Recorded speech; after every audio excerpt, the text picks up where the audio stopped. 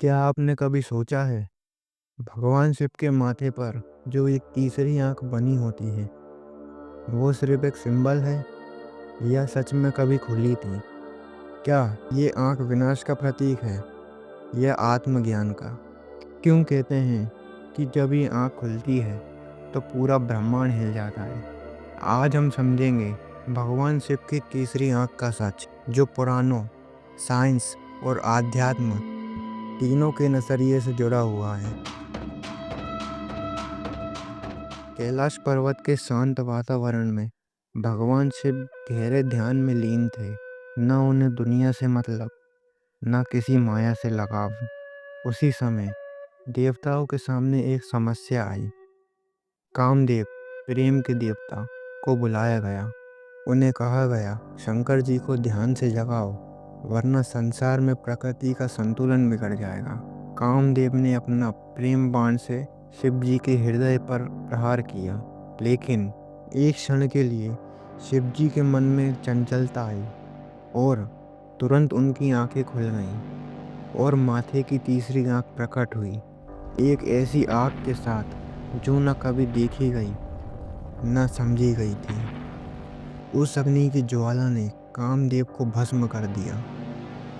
सब देवता डरे, पर शिवजी स्थिर रहे, क्योंकि उनकी तीसरी आंख क्रोध नहीं, चेतना थी।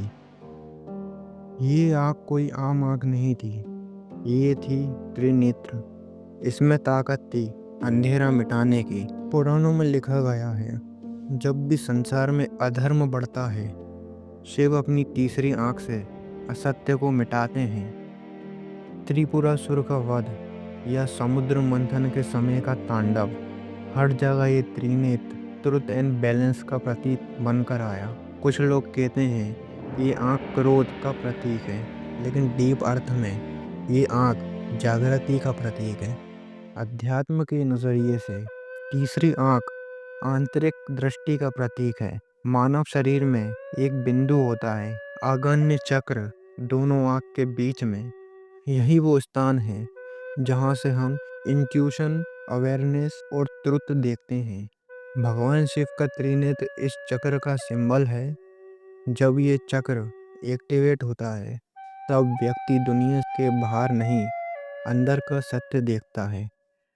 ये आंख जब अज्ञान पर पड़ती है तो वो भस्म हो जाता है। इसलिए कहते हैं, शिव की दृष्टि से कोई झूठ नहीं बच सकता। साइंस के नज़रिए से मानव दिमाग में एक छोटी सी ग्लैंड होती है, पीनियल ग्लैंड। ये ग्लैंड आपकी आंख के बीच, दिमाग के बीच होती है, एग्जैक्टली जहाँ त्रिनेत्र का स्थान बताया गया है।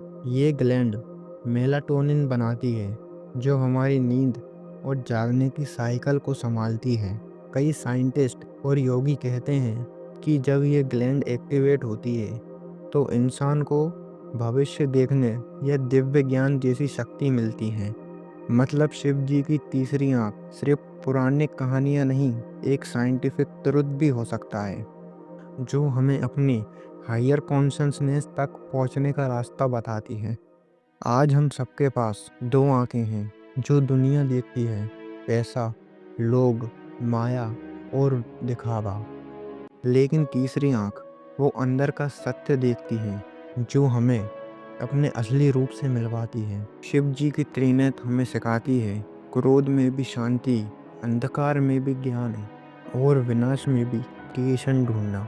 अगर हम अपने अंदर की तीसरी आंख खोल लें तो हम दुनिया नहीं, अपने ईगो और फॉल्स आइडेंटिटी का विनाश करते हैं। भगवान शिव की तीसरी आंख हमें एक सिंपल पर गहरी बात समझाती है, जब तक तुम दुनिया को बाहर से देखते हो, तुम माया में फंसे रहोगे।